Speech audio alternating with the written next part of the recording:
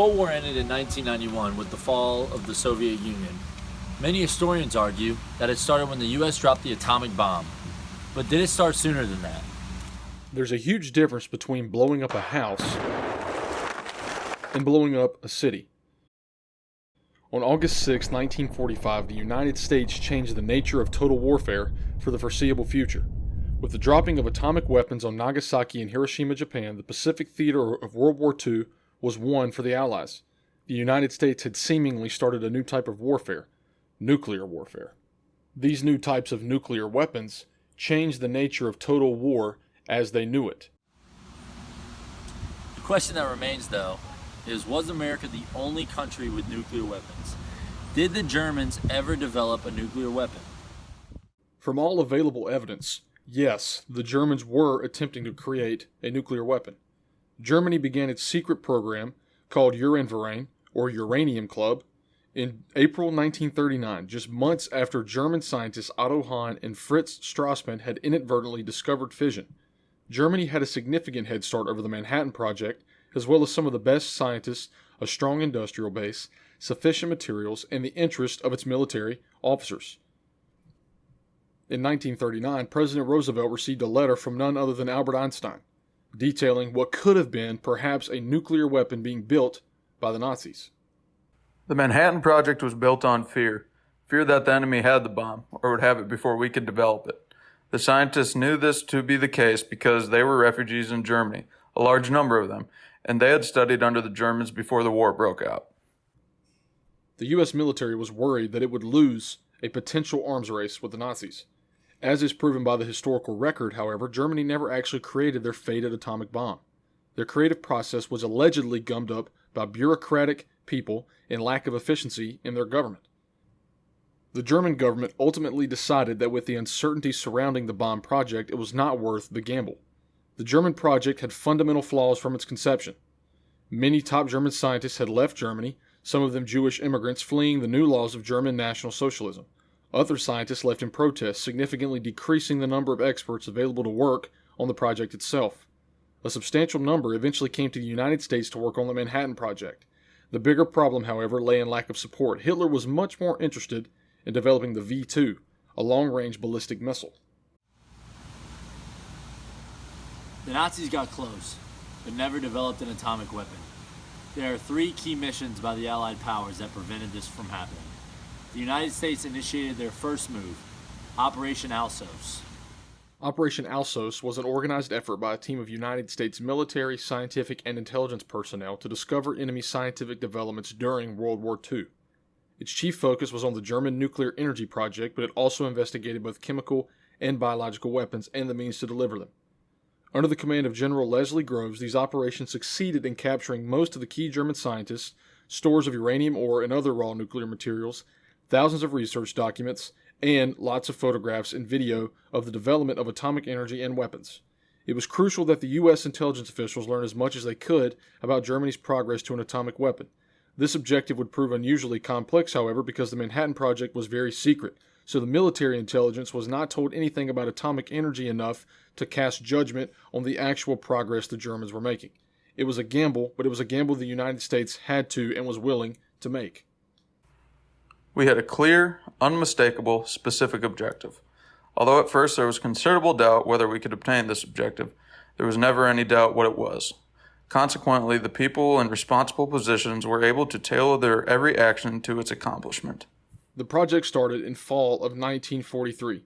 In Italy, the objectives of the first Alsos mission was to obtain advanced information regarding scientific developments in enemy research and development, and to secure all important persons, laboratories, and scientific information immediately upon their becoming available. In France, the Alsos missions were set out to do the same, to acquire research, individuals, and any photographs or videos they could take. In Germany, by the time they got there in 1945, many people had fled and the country was war-torn, but more scientists were captured and an atomic laboratory was discovered as well. Operation Alsos helped to find information. But what about winning the arms race? The U.S. had to make some moves. They turned to Operation Paperclip. In 1945, Operation Overcast, later renamed to Operation Paperclip, began. More than 1,600 Germans were secretly recruited to develop armaments at a feverish and paranoid pace that came to define the Cold War. Although some of these men had been Nazi Party members, SS officers, and war criminals, they were valued as vital to American national security and the arms race. 8 of the scientists had worked directly with Hitler, Himmler, or Göring. 15 were active Nazi Party members, 10 served in paramilitary squads like the SA and SS, and 6 were tried at Nuremberg. A few familiar figures pop up, including several pioneers in space exploration: Werner von Braun, Hubertus Strughold, Walter Dornberger, and Arthur Rudolph. In 1943, Germany had already begun efforts to recall scientists and technical personnel from combat units to places where their skills could be used in research and development for nuclear power and weapons. One example was they had no idea that Hitler had created this whole arsenal of nerve agents. They had no idea that Hitler was working on a bubonic plague weapon. That is really where Paperclip began, which was suddenly the Pentagon realizing, wait a minute, we need these weapons for ourselves. The Allies had done their due diligence on the intelligence side of things, but the Germans still had a heavy water plant in Norway. So the British initiated Operation Gunnerside. When creating a nuclear reactor, heavy water is needed. Heavy water is water that contains a larger concentration of a more unstable isotope of hydrogen. The Germans had a plant in Norway that was creating this water used for nuclear reactors. The Allies believed that this would be key to the Nazis' ability to create the doomsday weapon they so hoped to have. On February 27, 1943, 9 saboteurs began scaling a cliff to reach the Viomark plant as they planned to attack it. Viomark is about 100 miles west of Oslo, and at the time was the only plant in the world that produced heavy water, which is a key to make a nuclear reactor. Norway had previously lost this territory in the Battle of Norway in 1940, so it was under Nazi control. The Americans and the British wanted to bomb the plant in 1942, but Tronstad, the lead scientist himself of the plant, said it was not a good idea because he was scared for the safety of civilians and he believed bombs would not hit the basement where the essential parts of the plant were actually located. The problem was how to actually destroy the plant itself. The part that needed to get to was beneath concrete, steel, security, and it was underground. This is what made the operation such a high risk, potentially even a suicide mission. The way to take down the plant was to go and bomb it from the inside. 9 Norwegians were trained by the British unit called the Special Operations Executive, or SOE. The plant was only accessible through a single-lane suspension bridge that was also surrounded by minefields, fences, barbed wire, and armed guards. Because of this, the Norwegian unit actually had to parachute into the area and collect intelligence for a number of months. While on the ground, they had to be self-sustainable, camping out and hunting for their food.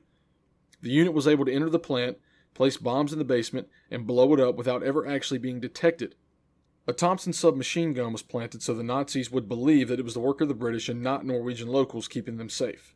3,000 German soldiers were dispatched, though none of the saboteurs were ever found, as they skied 400 kilometers into Sweden. This operation stopped production on heavy water until April 1944. The Allied forces carried out a series of bombing campaigns in 1944, and the Nazis believed that the air raids would result in serious damage to their plant in Norway. They abandoned the plant, took all available stocks and supplies back to Germany as they were beginning to severely lose the World War against the Allied powers.